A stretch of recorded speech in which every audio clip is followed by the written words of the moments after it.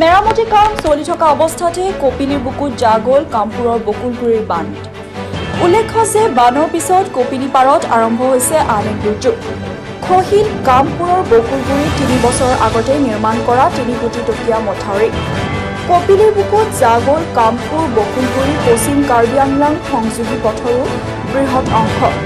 উল্লেখ্য যে জিঅ' বেগৰে নিৰ্মাণ কৰা বান্ধটো খহি যোৱাৰ পিছতে ৰহা সমষ্টিৰ বিধায়ক শশীকান্ত দাসৰ তৎপৰতাত কামপুৰ বকুলগুৰি সংযোগী পথটোৰ কেইডালমান বাঁহেৰে ৰক্ষা কৰাৰ চেষ্টা কৰিছিল যদিও পথটোৰ বিভিন্ন স্থানত খহনীয়া আৰম্ভ কৰিছে। ৰাইজৰ অভিযোগ অতি নিম্ন মানদণ্ডৰে বাঁহ আৰু বালিৰ বস্তা দি মথাউৰিটো মেৰামতি কৰাৰ বাবেই এইদৰে মেৰামতি কাম শেষ নহওঁতেই খহি গ'ল। বৰ্তমান কপিলীয়ে খহাই লৈ গৈছে পথটোৰ বৃহৎ অংশ। তীব্ৰ শংকাত এতিয়া নৈপৰীয়াৰ ৰাইজ। ৩ বছৰ আগতে ৩ কোটি ৬০ লাখ টকা ব্যয়েৰে জলসম্পদ বিভাগৰ জৰিয়তে জিঅ' বেগেৰে নিৰ্মাণ কৰিছিল মথাউৰিটো। কিন্তু দুৰ্নীতিগ্ৰস্ত ঠিকাদাৰ বাবে বৰ্তমান কপিলীৰ মথাউৰিটো খহি যোৱাৰ অভিযোগ কৰিছে স্থানীয় ৰাইজে।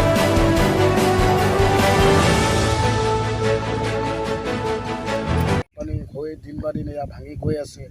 এইখিনি ৰাইজে ইয়াৰ কাৰণে চৰকাৰৰ তাত আপত্তি কৰিছে। চৰকাৰে কিবা এটা কাম দিছিলে, সেয়াও ৰখাব পৰা নাই। আমি কৰি পেলাই চালোঁ। এতিয়া এইটো ইয়াত যিটো কোব মাৰে বানপানীয়ে, সেই কোবটো প্ৰতি ইয়াত বাঁহে চাহে নৰ'ব। ইয়াত আগতো এবাৰ এনেকুৱা বহুত ডাঙৰ এটা কাম দি থৈছিলে, সেই কামখিনিও আমাৰ নৰল, যি অৱস্থা দিছিলে চব উটুৱাই লৈ গ'ল। এতিয়া আকৌ যদি চৰকাৰে বিচাৰে এয়া কাম কৰাব বিচাৰে, তেন্তে এইবিলাক ভালকৈ কৰাই যদি ৰৈ যাব যোগাখন। চৰকাৰলৈ আশা থাকিলে আমাৰ এইখিনি কৰাই দিয়ে যাতে চৰকাৰে। কি নামটো কি এই ঠাইৰ নাম হৈছে বকুলগুৰি পঞ্চায়ত, ৰহা সমষ্টি ৮২ নং এৰিয়াত পৰে এইখন বকুলগুৰি পঞ্চায়ত।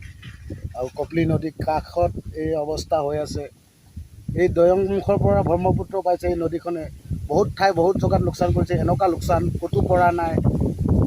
আৰু এইখিনিতে বেছি হৈছে, কিয়নো ইয়াত যিটো স্পীড ফুটৰ, সেই স্পীডটো এই মাটিখিনিয়ে ৰখাব নোৱাৰে। মাটিখিনি মেইন ৰোডৰ PW মেইন ৰোডত পৰি গ'ল। PW ৰোডখনো গৈছে, PW মানুহ আহিছে, সিহঁতৰ এনেকুৱা চাই পেলাই গৈছে। এতিয়া আপোনালোকে আহিছে, চাই গৈছে, শ্বট লৈ আছে। ধুনীয়া কথা, লওক এয়া চৰকাৰক দেখুৱাওক এই সমস্যাৰ প্ৰতি কি কৰিলে চৰকাৰে ৰায় লয়, বা এইখিনি ৰাইজক চৰকাৰে কেনেকুৱা সন্তুষ্ট কৰে, সেয়া চৰকাৰৰ কথা।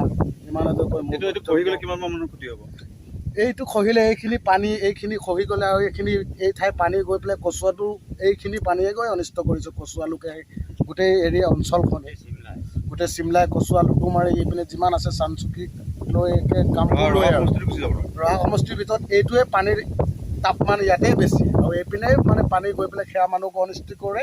আৰু এইখিনি লোকেল মানুহখিনি এই পানীৰ কাৰণে অনিষ্ট হয়। এয়াই পানীৰ পথ, এইটো পিনে পানী যায়। সেইখিনি কৈ মোৰ বক্তব্য মই ইমানতে সামৰিছোঁ। এতিয়া মানে মেইন কথাটো হ'ল কি, আমি ৰাইজে এইটোকে বিচাৰিছোঁ যেন বানটো আমাৰ এতিয়াতো ধৰক নিগাজিকৈ দিব নোৱাৰে চৰকাৰে। এতিয়া পটককৈ বাৰিষা দিন হ'লেও খন্তেকীয়াকৈ হ'লেও যিভাৱে দিব লাগে বানটো, ধৰক সেইভাৱে বানটো যিদিন দিয়ে, তেতিয়া নিশ্চয় ৰাইজ অলপ উপকৃত হ'ব বুলি আমি ভাবোঁ। যিটো বাঁহ দি পেলাই মাৰি আছে, কি ঠিক হোৱা নাই? বাঁহ দি মাৰাটো এইটো আমি ৰাইজে কৈছিলোঁ তেওঁক যেন পানী কাষতি মাৰক। তেওঁ আধা JCB আনি পেলাই আধাত ষ্টেপ কাটি পেলাই আধাত মাৰিছে। এইটোতো আধাত মাৰোঁতে তলৰ মাটিটোতো অট'মেটিকলি সি গুচিয়ে যাব। আমি তেওঁক যিজনে মাৰিছিলে তেখেতক আমি বাৰে বাৰে কোৱা স্বত্তেও তেখেতে আমাৰ কথা নামানিলে। আৰু আমি কৈছিলোঁ তুমি দিন তাৰিখ বাৰ লিখি থোৱা, এইটো 15 দিনৰ ওপৰত দিন বেছি যায় তেতিয়া আমাক ক'ব। সেই 20 দিনাই তেওঁ এইটো হেৰি হৈ গ'ল। কিন্তু এতিয়া বৰ্তমান যেদিন আমি যিখিনি জিঅ' বেগ আমাৰ ৰাইজে এতিয়া অফিচৰ পৰা চেংচন কৰি দিছে, তলত জিঅ' বেগ পেলাই দিয়াৰ কাৰণতে ওপৰৰ পৰা মাটিটো খহিছে, কিন্তু তলটো তললৈ যোৱা নাই, ৰৈ আছে। কিন্তু যদি এই বাঁহখিনি নুপুতিলেহেঁতেন হয়তো এইখিনি নাভাঙিলেহেঁতেন, আধা এনেকেই থাকিলেহেঁতেন। গম পালেনে? এনেকেই থাকিলেহেঁতেন।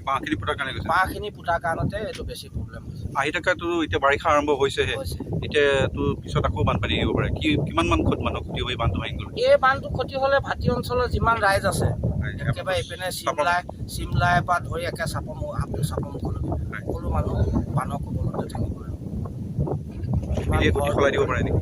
নদীয়ে গতি সলাবও পাৰে, ক'ব নোৱাৰি। কামপুৰৰ পৰা গুলজাৰ হুছেইনৰ প্ৰতিবেদন, ডিজিটেল নিউজ আছাম।